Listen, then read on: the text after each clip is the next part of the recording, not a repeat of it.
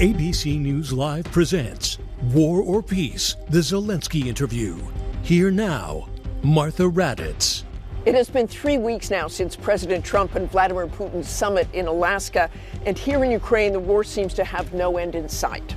This week, Russia launching its largest air attack since the war began. More than 800 armed drones and over a dozen cruise missiles. Smoke seen rising from Ukraine's cabinet building in Kyiv, with part of the building left on fire. That drone strike follows a Russian cruise missile strike on an American-owned factory in western Ukraine. President Trump said he was not happy with that attack and set another deadline for a meeting between Vladimir Putin and Ukraine's President Vladimir Zelenskyy. That deadline has now come and gone. The question of war or peace still hangs in the balance. We met President Zelenskyy in the rubble of that American factory hit by Russia and asked him about any prospects for negotiated peace in this years-long war. The first strike was here. And then the second over Yeah, now we will see. We met President Vladimir Zelenskyy at this hollowed-out American-owned factory here in western Ukraine, destroyed by Russian cruise missiles 2 weeks ago. All 600 employees made it to the nearby bunker, but more than 20 were injured. This American-owned building, do you think Putin targeted this on purpose? I think nobody knows, maybe only God. Yes, but Putin knows what he's doing. Here, 1,000 kilometers, the distance to the front, even a little bit more. Not an area that's usually hit. No. In fact, this region in southwest Ukraine, hundreds and hundreds of miles from the war's front line, has rarely been hit over the entire course of the war. The factory produces everyday items from coffee machines to lamps to printer cartridges and is the largest employer in the region. There are no any kind of military, this factories or these lines of production of drones or of production of electronic warfare. This is conformation. Really, I'm not sure that is dangerous for Russia, second biggest army in the world. The attack came just days after President Trump's Alaska summit with Vladimir Putin. I'm not happy about it, and I'm not happy about anything having to do with that war. We'll see what happens. I think over the next 2 weeks, we're going to find out which way it's going to go, and I better be very happy. President Trump had hoped for a ceasefire during the summit. He rolled out the red carpet, offered a warm handshake, a ride in the presidential limousine. But after a 3-hour closed-door meeting among the two leaders and their close advisors, no questions from the press, no ceasefire reached, no specifics announced. Many points were agreed to. There are just a very few that are left. Some are not that significant. One is probably the most significant, but we have a very good chance of getting there. We didn't get there. But the leaders' friendly relationship, which Trump has been criticized for, was on full display. I've always had a fantastic relationship with President Putin, with Vladimir. I would like to thank President Trump for our joint work, for the well-wishing and trustworthy tone of our conversation. The Russian leader even backing up Trump's central claim about the war's beginning. Today, when President Trump saying that if he was the president back then, there will be no war. And I'm quite sure that it would indeed be so. I can confirm that. President Trump had originally wanted a trilateral meeting with President Zelenskyy in attendance. Putin vetoed that. Zelenskyy had to simply monitor from afar. The summit in Alaska. What was that like? I was not there. You were not there. I was not there. What can I say? You were here and you were watching that summit. What did you think when you saw that and you saw the red carpet and you saw Putin arrive to talk about your country?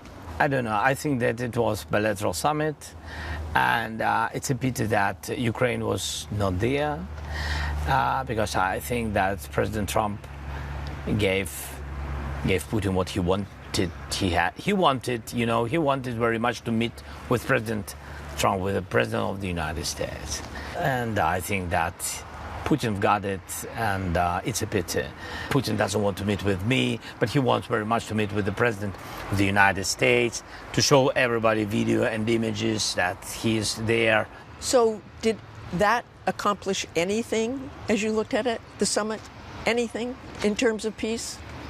I don't know. The White House touted the meeting as a success, but Secretary of State Marco Rubio told me at the time there were still big areas of disagreement. We're still a long ways off. I mean, we're not at the precipice of a peace agreement. We're not at the edge of one. But I do think progress was made towards one. And he downplayed President Trump's backtracking on his demand that a ceasefire be reached before the real negotiations begin. That's not the aim of this. I mean, look, first of all, you're not going to reach the president a ceasefire said that or was even the a peace aim. agreement. Yeah, but you're not going to reach a ceasefire or a peace agreement in a meeting in which only one side is represented. That's why it's important to bring both leaders together, and that's the goal here. The president has said what he'd like to see at some point is we make enough progress so both leaders, Zelenskyy and Putin, can meet somewhere and finalize this. President Trump was specific, setting a 2-week deadline for Putin to meet with Zelenskyy, with a vague threat attached. What are the 2 ways you can go at the end of 2 weeks then? Well, then I'm going to make a decision as to what we do. And it's going to be a very important decision. And that's whether or not it's massive sanctions or massive tariffs or both. Or do we do nothing and say it's your fight? We're going to see whether or not they have a meeting. That'll be interesting to see. And if they don't, why didn't they have a meeting? Because I told them to have a meeting. But I'll know in 2 weeks what I'm going to do. But 2 weeks later, no apparent action on the part of the White House. Mr. President, you talk about more sanctions and more tariffs and more help from President Trump. And you have told him you think he has the power to do this. And yet the deadlines pass again and again, and another one has passed. We all understand that we need additional pressure on Putin. Putin doesn't understand and doesn't respect anything which doesn't have power. So he is such a person. That's why he brought the war to our territory. He was sure that we will run away and nobody will help us. But oppositely, countries joined it around us and helped us, and we stay strong. Yes, too long. I think too long war. We have to stop it, but with pressure. We need pressure from the United States. Putin has shown no serious interest in negotiations, instead proposing a scenario Zelenskyy immediately dismissed. He said he will meet if you come to Moscow. He can come to Kyiv. You know, if a person doesn't want to meet during the war, of course he can propose something which can't be acceptable by me or by others. But it's understandable. I can't go to Moscow when my country is under missiles, under attacks each day. I can't go to this capital of these terrorists. It's understandable, and he understands it. It's the same proposition, as I said, that he has to come to Kyiv. Yeah, so it's understandable that he is doing it to postpone the meeting. We said. I always said we can't trust Putin. He plays games, and he's playing games with the United States. I think so. It's to my mind. Do you think the possibility for a bilateral meeting is dead at this point? No, it was signal from the president and from President Trump, and I said, look, Mr. President, I'm ready for any kind of meeting, but not in Russia. Any kind of meeting, bilateral, trilateral. If we need European friends, we'll be happy to see them. So we are ready for any kind of format. Sit and speak. Even preconditions which we had at the very beginning of the year, that ceasefire and then meeting. Then we spoke about security guarantees and then meeting. By the way, I'm thankful to the United States that if in the Washington, D.C., when we had meeting, the president said that America will be in security guarantees, and I hope that it will be. Zelenskyy wants to see pressure not just on Putin, but anyone who deals with Russia. And according to a White House official, President Trump told European leaders that the purchase of Russian oil must stop.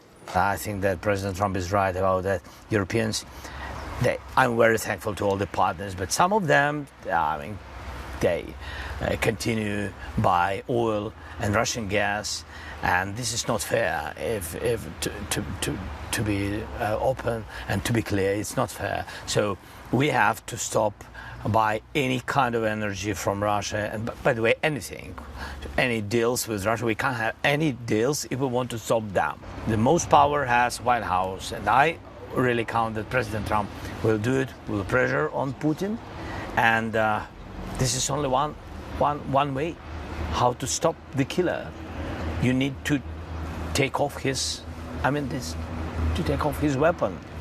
Energy is his weapon. Trump turned to his favorite economic tool as a way to pressure India to stop buying Russian energy. He doubled the tariffs on nearly all Indian exports to the U.S. to a whopping 50% as punishment.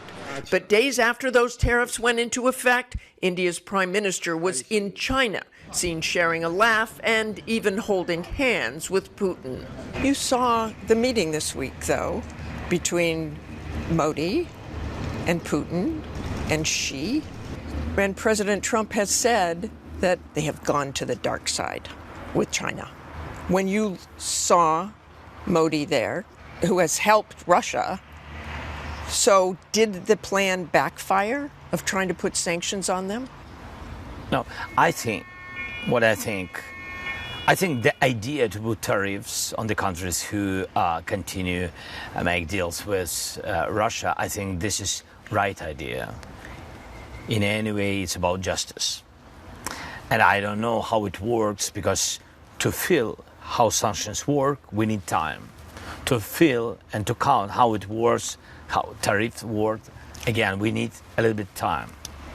But again, when we put sanctions, if we want just to understand how sanctions work, yes, we need not to give any kind of possibility to any kind of partners to circumvent these sanctions, to help Russia. Zelenskyy has maintained that Ukraine, which lacks NATO membership, must have security guarantees as part of any peace agreement.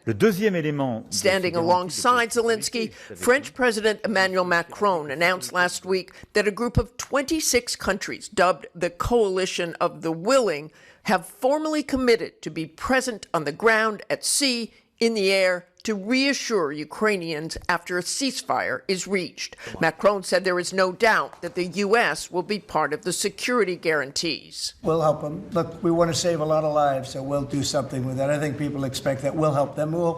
Europe will be first in by far, and they want to be first, and they want to see it end. It's going to come together. You watch. I know you don't want to give any details about what you specifically discussed in Paris, but they have said they will provide security guarantees if there's a ceasefire, if there is peace. Tell us what you can. Does that mean thousands of troops, European troops, not U.S.? The first is a strong Ukrainian army, and I think that everybody understands it. Generals from the EU, United States, they understand that any security guarantees in Ukraine can be based only on our army. And so then it's a weapon and brigades, complication of the brigades, and this is our internal production of drones, first of all, and missiles, and we need funds for this, financing.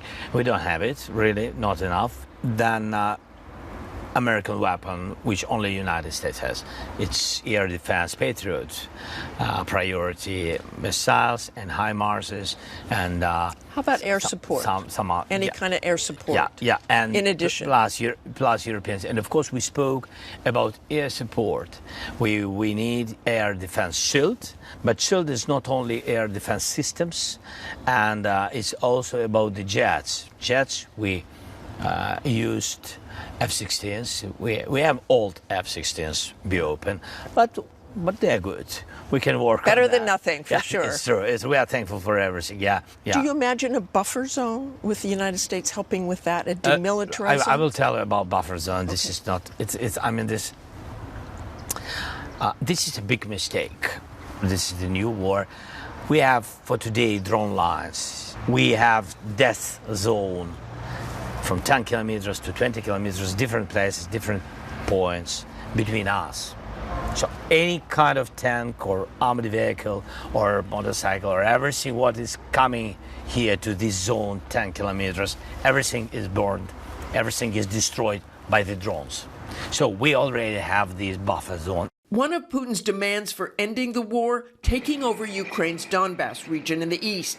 I asked Zelenskyy why this region is so important to his country. He wanted to answer in Ukrainian and outline the strategic benefits the region holds. The Donbass. Explain to people why that is a non-starter, to give all the Donbass to Russia. Наша історія, наші домівки. It's the most fortified part, with the most capable forces. It's like a fortress, he told me. And if we withdraw our troops and he will have all the Donbass, who can guarantee that he won't move 90 kilometers further on Kharkiv? He always wanted Kharkiv. But for Zelenskyy and the people of Ukraine, this issue is about more than practicalities. Різниця між мною і Путіним. There's a difference between me and Putin, he says. He's fighting for something where he doesn't have a clue about the details. He just fights for territory. But we are fighting for our lives and our lands, for the loved ones who are buried there. We are fighting for our people, but he is not. When we come back, while President Trump has pledged to end the Ukraine war quickly, we ask President Zelenskyy whether he's certain the U.S. is committed to reaching peace. War or Peace, the Zelenskyy interview continues after this break.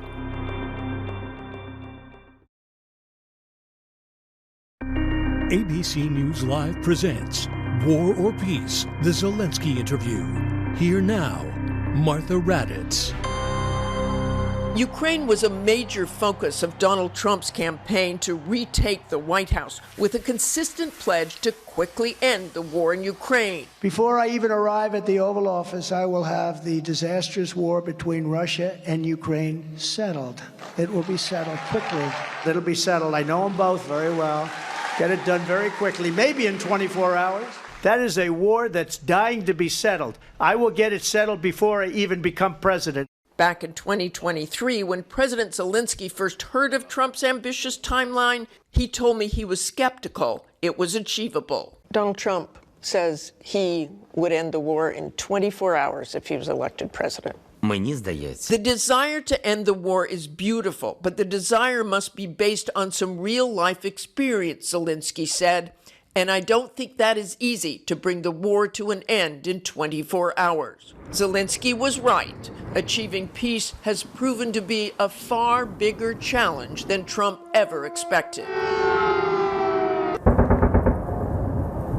The one that I thought would be maybe one of the easiest, you know that feeling? You think one thing is going to be easier, turns out to be a little bit tougher, and we'll get it done. But that's turned out to be the most difficult of the group. When Zelenskyy and I met this past June, weeks before any plans for the Alaska summit, he was skeptical not just about the time frame, but about President Trump's insistence that Putin wants peace. Путін не хоче закінчувати. I feel strongly Putin does not want to end the war without total defeat of Ukraine, he told us. При всій повазі до... With all due respect to President Trump, Zelenskyy said, I think it's just his personal opinion. Trust me, we understand the Russians much better, the mentality of the Russians, than the Americans understand the Russians. I know for sure Putin doesn't want to stop the war, saying that nobody outside of Ukraine can truly comprehend their fight. It's not about President Trump, Zelenskyy said. Anyone living thousands of miles away can't fully understand the pain. In our most recent conversation in southwestern Ukraine this week, Zelenskyy said he did believe President Trump truly wants the war to end. Are you confident, 100% confident, that the Trump administration will see you through to a realistic peace? No, I think that president wants to finish this war, and I think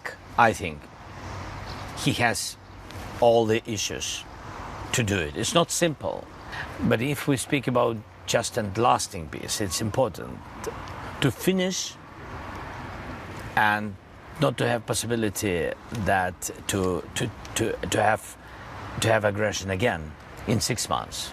in 1 year, in 2 years. It's not only important only to stop the war. Yes, it's very important, but to have a lasting peace, to have a security. 3.5 years into this war, the front line is mostly stagnant. Both sides have suffered incredible loss. The war is being fought on Ukrainian soil, but the estimated Russian casualties are significantly higher. So far, the loss has not deterred Putin, who appears as committed as ever to continuing the conflict. What does victory look like in Ukraine? Victory, to my mind, Putin's goal is to occupy Ukraine. This is to destroy us, occupy. And did he occupy it? No. It mean that he didn't win. It means that we have Ukraine. But he still wants to win. Yes, but till he didn't occupy us, we win. And I think so, because we have our country.